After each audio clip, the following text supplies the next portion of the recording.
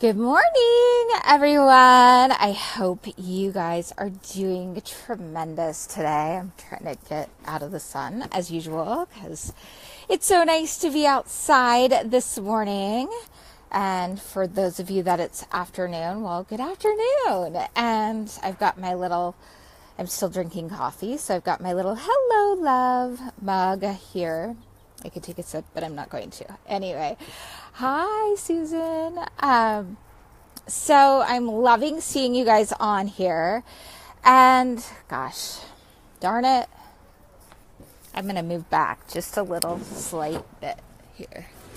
See if I can get my eyes out of the sun. You ever decide that the sun keeps moving? It does. It moves quick in the morning. Anyway, especially right here in sunny San Diego. So at any rate, I'm trying to do this so that I can actually see your lovely faces. So I apologize. At any rate, good morning. And so I don't know if you guys got a chance to listen to the training this morning. And you know, I was talking to Robbins, who is a therapist, and, you know, he does specialize in couples therapy. So I always think it's interesting to bring someone who does couples and understands that mindset and also understands, you know, singlehood as well. And you know, guiding others in that direction. It was funny because you know, we differed a little bit. It's always good because you could talk to people and they don't, not everybody shares your same experience or opinion. So, you know, he's not 100% sure about app dating and online dating, but I have had many clients that have had a lot of success that way. And there's always, good morning. There's always exceptions to that rule. I think it's just all about how you show up and how you market yourself and how you set boundaries. So boundaries is a big thing. And that's been coming up a lot, as well as communication. Robert and I talk about, I think I talked about this in, a number of Facebook Lives back, but, how to handle it when a man might be, fringing on the side of inappropriate. And, Lisa and I touched on that as well. Here's what's interesting about that. Sometimes men will send out inappropriate messages just to get attention because they haven't gotten attention otherwise. Or, it's kind of like a child. If they're not getting positive feedback, they're going to try to do things that give them attention from their caretaker.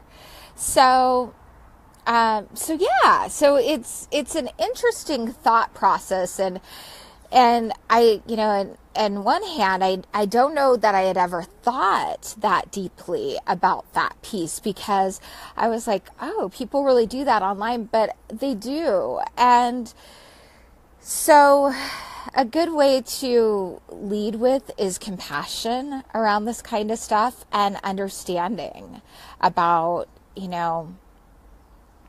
okay, so if you practice drawing boundaries, even if the person, even if you don't ever meet the person and you just say, gosh, I just don't, I don't send pictures out like that unless I know somebody really well and we're in a committed, loving partnership. And so, or whatever's comfortable for you, but practicing setting those boundaries is really, really powerful. And, I the other thing that's popped up,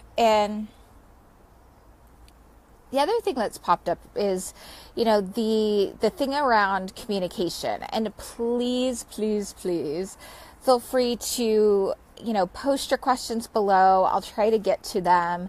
And, what I'm going to tell you about communication, and especially when getting to know a man, in the early stages, is you want to figure out, one, what are your main values? What's important to you, and like what your partner possesses? What qualities do you possess? How can that come together really nicely? And if I call it like fabulous 5 qualities, and these are must-haves. And if they don't possess those, it's like putting a square peg in a round hole, and you're going to be frustrated. And even if it's a value of, I'm just using this as an example, even if it's a value of, wanting to be married versus wanting, versus just, commitment and partnership. And, oh, good. I'm glad that you liked it. And, these things are really important to distinguish within yourself. And when it comes to communicating up front, early stages of dating, I highly recommend that you get things out on the table, right? We've been talking a little bit about this, and I talk to women all the time, and they go, gosh, aren't I going to scare a man away if I tell him where I'm at in my life? No, you're not, especially if you say it in the right way. And I don't mean that you have to be perfect in your execution, but not being attached to him being your man. So let's just say, for example, you're looking for, lifetime partnership that leads towards marriage and family. Great. That's what I'm seeking in my life. That's where I'm at. And when I meet the right guy, I am seeking a great partnership that leads towards those things. So you're not attached to him being the guy. And I think that a lot of times there's communication that happens, and then for whatever reason, it's executed in a way that the man feels pressure, or the woman is uncertain about how she's executing it, so he picks up on that. But you can be vulnerable and just be yourself, and ask them, gosh, where are you at in this area of your life? How's the online dating going for you? And give them space in between to answer. Because if you give them plenty of time to answer, remember, men, they think differently. They process information at a different rate of speed. And even if they talk fast or they talk a lot, it doesn't mean that he's still not going to process your question on a deeper level. So you ask him a question, and he's like, yeah, I'm dating to, meet my partner. I, see myself in the future married. I see myself having a family. I'm just, again, using that as an example. Or, I see myself in a loving partnership. And you could say things like, well, do you still believe in the dream? And he might go, the dream, like marriage. And they'll tell you how they feel about that. And you can be you can say, oh, okay, well, that's great. Yeah. I definitely see myself married. I see myself with a family and down the road. And, those values are important to me with the right person, right? So you're not expressing it that way. And you're just being yourself and really allowing yourself to have fun, get to know this person without a huge agenda too. go into it with developing new friendships and and really going, and like listen to learn, because they'll tell you things. Like if a man talks about his ex negatively, it's a red flag. It's, if he can't muster up respect to just be like, it didn't work out. We had, I realized that we had some incompatibilities and we're just completely different people, although we were really attracted to one another. And I felt like I was doing that perpetual square peg in the round hole. Or it was really good in the beginning, or so I thought, but I didn't necessarily see the signs that there were, I didn't want to see the signs that there were things that just weren't really a fit. And the more conscious you are about being present within your dating and getting to know people, even in a relationship, because a lot of times people go on autopilot and just go through life. But if you take some deep breaths and stay present and connected to the person that you're talking to in that moment. Sorry, there's a lizard on the side of the house and it's coming. I should show you guys. Anyway, I always talk about lizards when I'm out here because I see them. And I've spent a lot of time in Hawaii. So I always call them geckos. And I'm not originally from California, but they look like geckos. And I love geckos. They're so cute. Anyway, that's just a sidebar. But, but I am, really when you're present with that and checking in with your partner to communicate often, to make sure that you're still on the same page, because it's always good to, are you there? Hello? Okay. Sorry. I swiped something wrong. So it's always good to just check in. Are we on the same page? And make sure that you communicate that. I swear he just went behind me. You communicate, effectively around that. Just checking in, just, seeing. And that comes to needs. That comes with continually checking in. You don't have to feel super connected all the time in your partnership, because your man isn't going to fill your entire love cup.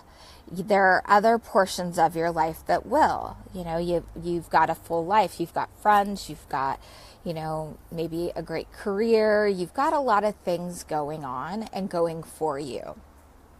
And men love that. They find that really sexy and attractive. And you don't have to, I think I've said this before, you don't have to make all the money in the world for a man to adore you. They really want to be in a place where they can protect and provide. And then, looking at, where am I in this area of my life? Or am I continually attracting the same sort of people? I would just tell you, if that's happening, or, if you've, been in relationships where it was really heated and amazing, and then he pulls away and it just doesn't really get going back into the place that it once was. I mean, book a call with me, post below. I would love to help you around that and help you see some, around some of these patterns. I mean, and this is, get help around your blind spots. This is, I would say, the most important area of your life, that perhaps you're in this group for a reason to really create the kind of love and partnership that you want. And, And doing those things alone, I mean, all the tools, as you guys can see on this series, are amazing. And we have a few great speakers left, and then we'll do an open weekend, and then we're closing the doors. So if you haven't had a chance to listen to these, I would recommend purchasing them for it's a low price of only $47, and you get my series, Why Men Pull Away, and understanding what happens around that and the cycles of love and partnership. So it's highly worth it. It also, part of the proceeds do go to, I think I've told you guys this before, but just in case you don't know, sorry, there's a bee. I'm bug crazy. Part of the proceeds go to Autism Speaks, which is a organization that's very close to my heart. So I hope this was helpful. Post your questions, post your comments below, and just know that, you guys are lovable. You're enough and perfect the way you are. And we're going to talk deeper about triggers tomorrow and going into managing those sorts of things, which are oh so fun. And know that all of us, I get triggered, and it's how to be conscious and aware of those things so that you can create what it is that you really desire. And I can only do so much on these trainings, but I do have to run, and I'm sending everybody just a big hug, lots of love, and mwah. Have an amazing day. I'm feeling it. Don't you feel like it's going to be a great day? I do. So, bye everyone. You're welcome. Yes, Fiona. We'll talk about triggers, and I mean they happen. So it's normal for all of us. All right. Bye, gals. And if there's any guys that have joined, bye to you guys too. All right. See you later.